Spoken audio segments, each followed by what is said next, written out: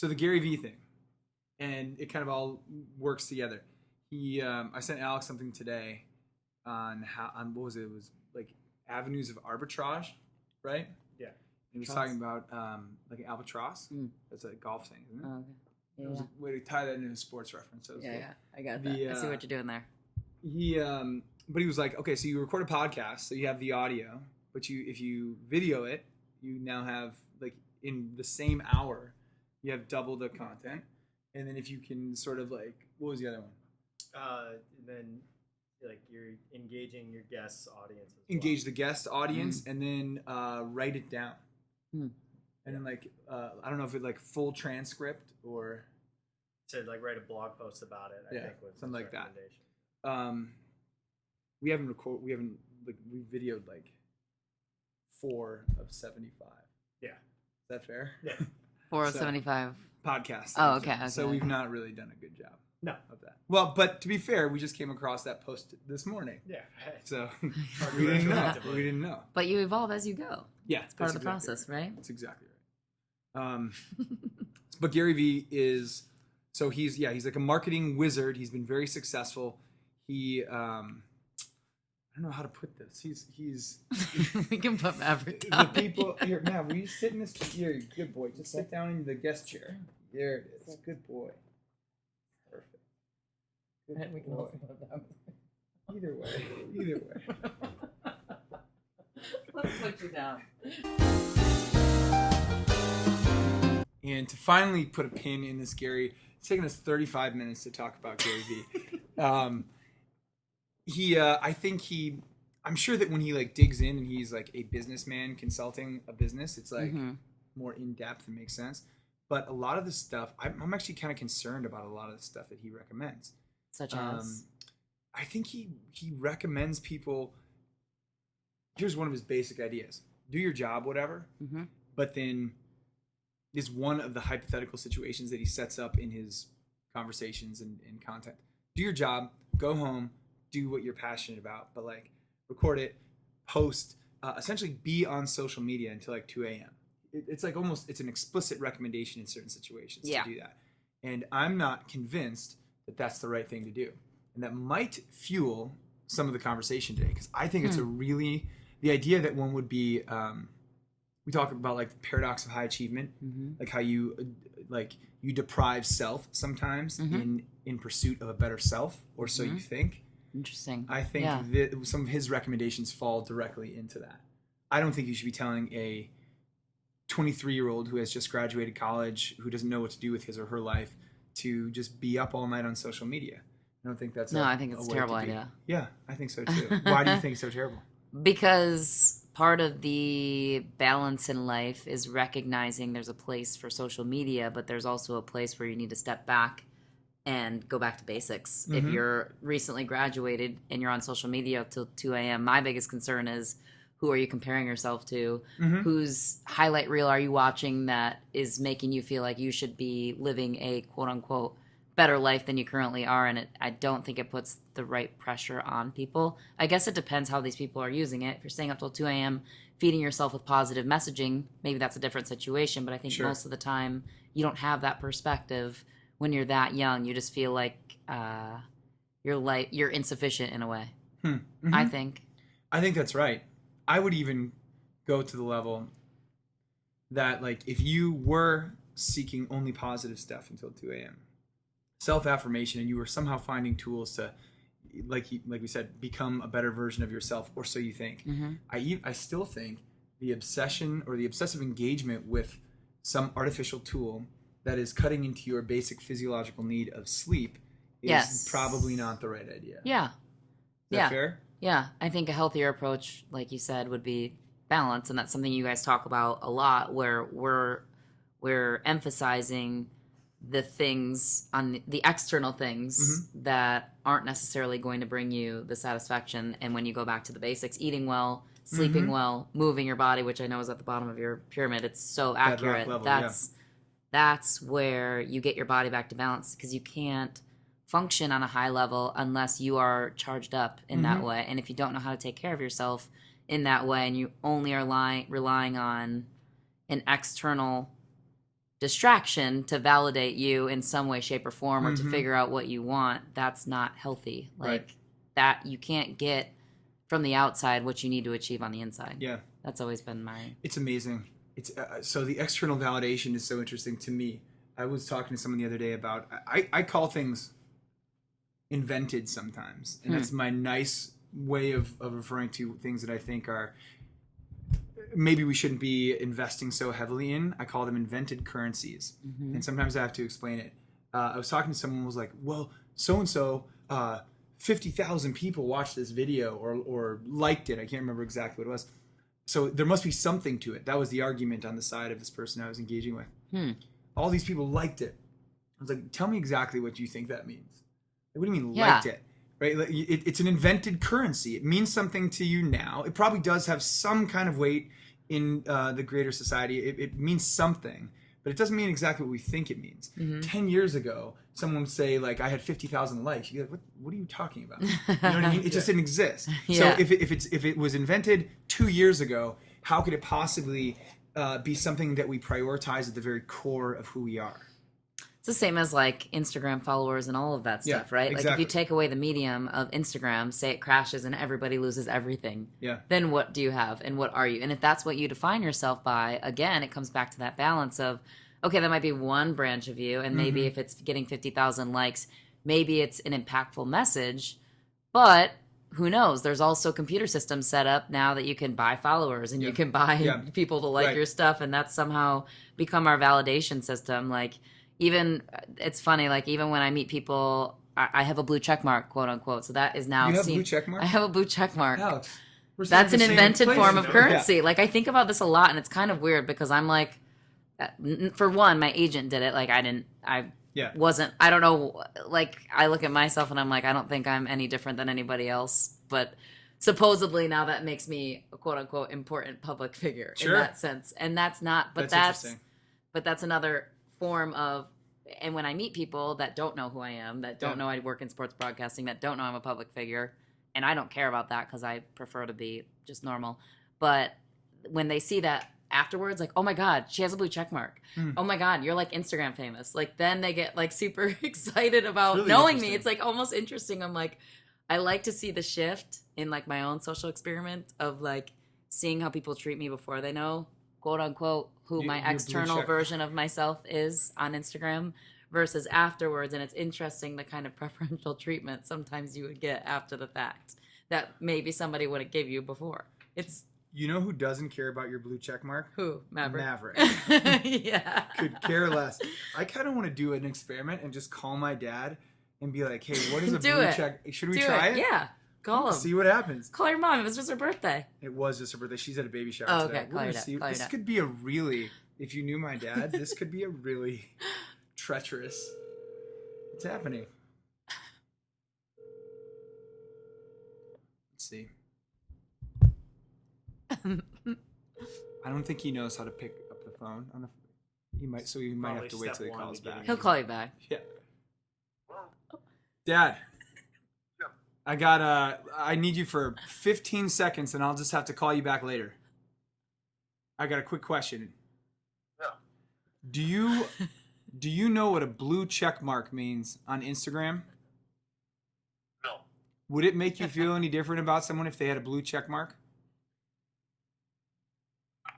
Not knowing what it is, I don't know. I would say probably not, but I don't know. No, that was the right answer, Dad. I appreciate the purity of your response. I'll give you a call back later, okay? Okay. All right, I'll talk soon. Goodbye. All right, bye.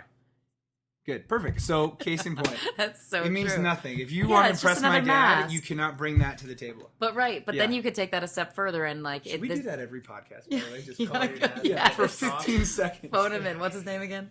Jim Davis Senior. Senior? Oh, perfect. Can't forget that one. Yeah. Jim and Jim.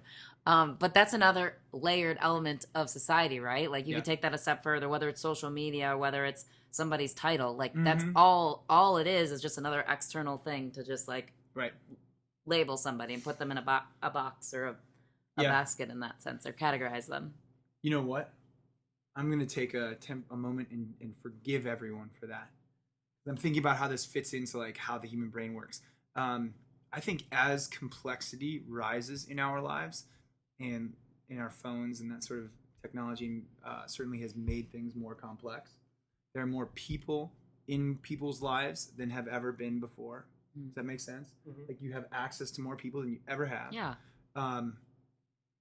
I guess I would forgive people to a degree because we're not made to handle this. We've talked about this before on the podcast, but the brain is a pattern-seeking sort of machine. It seeks patterns. It wants to understand the world, and it cannot understand. The world is a system of systems. And stop me if I start going off the handle here. It's a system of systems, and like we try to get our minds around like systems in silos to have a greater understanding of the greater system of existence. As weird as that sounds, No, right? that makes like, sense. We don't have to reconceptualize table every time we encounter a table. Right? It'd be Like, funny if you did. we get Kind of like Brick from Anchorman. I love lamp. I love it. Like, he doesn't get it. He doesn't get. That's a good point. I had to light. I'm sorry. No, it's exactly right. Like, what is that light producing vase over there? I think it's important that we can. It's just my flowers, Jim. Yes. Oh, that actually is a vase. Okay. See, I'm not that good at it, and that's Trader why I'm Joe's. so inefficient. Anyways. But that you get the idea. It's like you want to batch process, and for some people, that might make things easier. It might be easier to put check marks by people and say, okay, maybe I'll give them a listen. Maybe I'll tune in when they have something to say. Yeah. Help me with this, Alex. How do you feel about that? Well, I think one of the things that let me stand. Is that okay? Get in here. Just lean on over. I'm gonna look Give him a hug. taller than everybody for a second here. Lean One on. of the concerns, and this was actually brought to me by a friend of mine who mentioned it, is I think social media, and especially like that, not just social media, but the apps that are so frequently used today, I think it makes it easier to dehumanize people in a way that bleeds into 1000%. real life. And like that experience you were talking about where somebody knows that you have a blue check mark and now all of a sudden they're interested to talk to you. Like, I worry that that's like a dehumanizing thing, right? And the conversation originally came to light when people were talking. We were having a conversation about like dating apps, like Tinder and Bumble and stuff like that. And she said to me, she's like, that's one of the reasons I don't like them is because it's dehumanizing, right? Because it's like you just seeing a picture of someone, maybe a description or something like that, and you're just saying no, no, yes, no. Yeah. And it's just, and I think if you think about people's day-to-day lives, if you're talking about adults, like how much time are you spending on a day-to-day basis with people that you really care about and that you really interact with? I'm not going to make a guess, but I'm sure that for the vast majority of people, it's less time than they're spending on their phones. And Totally so agree. because of that, I think, like you said, if the brain is pattern seeking, it's harder to then separate those two worlds. You go out into the world and you meet people that you don't have these deeper connections with based on your past and everything like that. And it's just easier to kind of dehumanize them, and you probably don't recognize that you're doing it. But I think on a large scale, that's what's happening a lot of times. I think so. I think that's a wonderful point you bring up. And I also think, to your point, with the dating apps, whatever it is, it's just become like a surface value or surface level exchange. Like you look at a picture and you're like, maybe, oh, he's hot, he's not, swipe. Why did you look at me when you said that? She looked at me. She goes, man. Yeah. Did I really? Yeah. No, I you just didn't. look at you look at someone. You're like, I mean, you can't be come on. everybody's type, Jim. That's All right. You know who doesn't care? Maverick. Maverick's could care. Come here, Mav. My only It's not friend. true at all, Jim. You are, oh God. Thank you. I'd swipe right. I'm just kidding. Oh, That's- what? Whoa. I should call it Dad. Dad, what does swipe right I'm mean? totally kidding. Okay, Yeah. but actually my friend just made me download the app last night. And I hate it. Yeah. So it is true. It is totally dehumanizing. And the other side of it, though, on the social media side of it, I think some of the people that draw in the most people that want to engage with their content, or at least the people that I feel inclined to follow and to follow along with, they are authentic. Like there's some bit of truth of who they are, and it's a deeper level of connection. Like what they're expressing to the world is coming from a place of truth. And so that's the other side of it. Like there's the shadow aspect for sure, and I think the amount of followers you have or the amount of check marks you have like does legitimize people to an extent of like, where that's not healthy. I don't think a blue check mark should make me any different than anybody else. But that's the reality of that whatever currency you just said. Yeah. I think though the other side of it is knowing how to limit your time on the cell phone, how to balance, but also if you are going to use it to the greatest and highest good of society. And I do see people doing that, and that's the people that I like to follow. So I think it's about how you look at it too. But I think there's definitely more of what you're talking about for sure than there is anything else, because it took a lot of work for me to see it that way. Yeah, because what you just said was mature. That was the thing a mature, thoughtful person just said. Mm-hmm. And they don't feel you like anyone can create an account. You don't have to be a mature, thoughtful person to engage in it, unfortunately. Right. Like, so I guess what that makes me think is, I don't think there's anything wrong with Instagram. I don't think there's anything wrong with the dating apps. They're both tools that, like, if used appropriately, could be incredibly beneficial. They could be the first step to something. They could be information sharing. They could be whatever it is that you want them to be. I'm just not convinced that, and maybe this is a state of, because technically we are an education-based nonprofit, maybe there needs to just be more education in that realm. For real, think about this. Reading is something that you teach young people early on. How to, like, put phonemes and characters together and make sounds and whatever. Why couldn't, like, there be a heavier lean in on this from the educational perspective to the side of, like, how to interpret and engage with platforms like that? You know what I mean? If that's, like, we didn't teach how to read books until books were around. Well, now there's this other stuff. Maybe we should be teaching people how to engage 1,000%. Like, I didn't learn. I mean, the things we should be teaching kids and teenagers and the population you guys are dealing with, and what you are teaching: emotional intelligence, how to like cultivate a space within yourself of self-worth and self-love. That's the class that I would love to take. And also, there is a class actually at Stanford. I was just listening to this podcast about it. Forget his name. But he talks about how to guide kids on how to find out what they want to do with their lives. Instead of them, because he was frustrated with the process, and I was equally frustrated with that too, of going to the guidance counselors. I don't know if I'm going off track here, just keep me honest if I am. Going to the guidance counselors and asking them, like, advice for what they want to do. And the counselors are like, no, tell us what you want to do, and then we'll help you get there. And they're like, it's a 18-year-old kid. I don't know what I want to do. I didn't know what I wanted to do at 18. So it's just like those classes that help you harness the actual life skills that you're going to be using. Like in my job, none of what I learned in college or in life right now, none of what I learned in college is I take that back. None of what I learned in my school classes is what I'm using in my life now. What I'm using is the lessons I learned with my sports psychologist for 4 years. Like those principles, emotional intelligence, and how to love myself, even if anyone else in the world doesn't. Like how to understand that your worth comes from within and not from the outside world. Like that's something that's missing for everybody, I think, across the board. And life skills. What a 401k is. What is a Roth IRA? How do you do taxes? Like those, everything. Like what if they just had like one masterclass of like the fast evolving word, how to manage your time with social media. What's healthy, what's not, what it's doing to your brain. The blue light, for one, is messing with your cortisol levels. Like all these different things. I have blue light glasses on because I've been on my computer. I saw your phone has a setting on it too. Yeah. But just little things like that we're learning. We don't even know how, I might be going way deep off, but we don't even know how electromagnetic frequencies are affecting our brain waves. It's a system, right? Your brain, just like anything else in the world. And it's a machine. So the frequencies are messing with us, according to some functional medicine doctors.